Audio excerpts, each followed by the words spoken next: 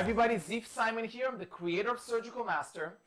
I'm excited for the upcoming training on how to create a top implant practice. And as we are getting ready for this training, many dentists are submitting their questions. And I wanted to talk about one of these questions in this training, but if you have a question, make sure to click the button below so you'll be directed to another page and you can submit a video question. I'm going to answer that as well.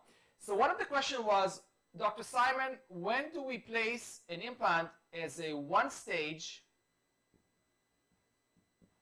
versus a two-stage? Meaning, when do we place an implant that is fully submerged with a cover screw, and when do we place a healing abutment? So the idea is, once you place an implant, the positioning of the implant is very critical. When do we place just simply a cover screw? And when do we place a healing abutment and leaving it exposed? So here's the bottom line. In the past, all implants were done as a two-stage approach, meaning an implant was placed, a cover screw was placed, the soft tissue was closed on top of that, and that required a second stage procedure. That was basically the standard of care, the most routine clinical practice.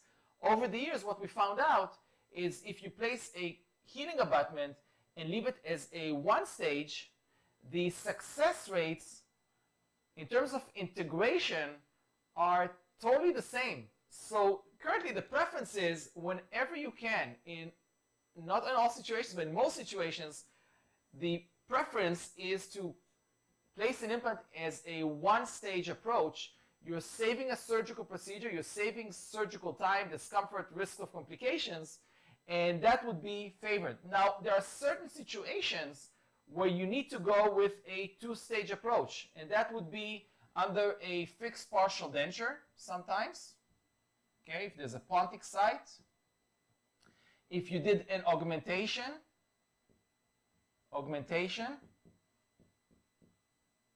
and you need to keep those implants submerged because there's bone graft and membranes around that, or for any reason, if you have any doubt about the bone quality or any type of interference from the outside, I would pick a two-stage approach. But predominantly, almost 95% of all cases are done as a one-stage.